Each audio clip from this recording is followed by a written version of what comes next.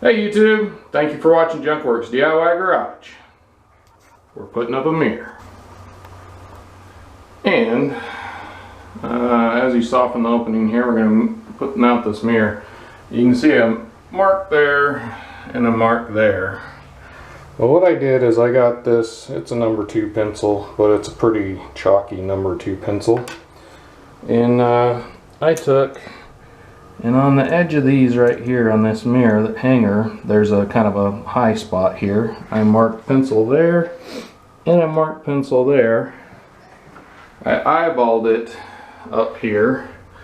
Got a good mark there, not quite as good a mark here. So, but I, got it good enough to where I can actually hook it up. You can't see my marks, but because this one's not quite as good over here, and this one's a pretty good one, I'm going to put this up here.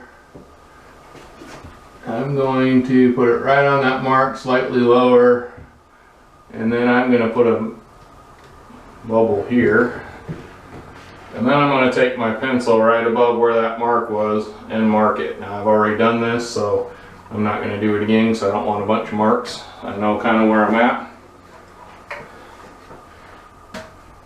Now I know if I put a screw right here and somewhere right about, let's see, right about in there probably.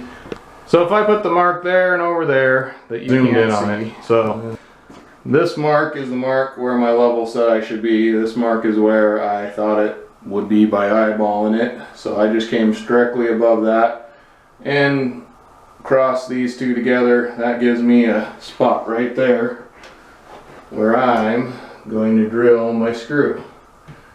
Now this is one of those places where you can do as much marking as you want from walls or from ceilings or from floors, but I guarantee you your floors, your walls, and your ceilings are probably not perfectly level either. So if you can actually use them level to mark your stuff, things are going to come out a little bit better, in my opinion. Alright, well, she's all in case you were wondering.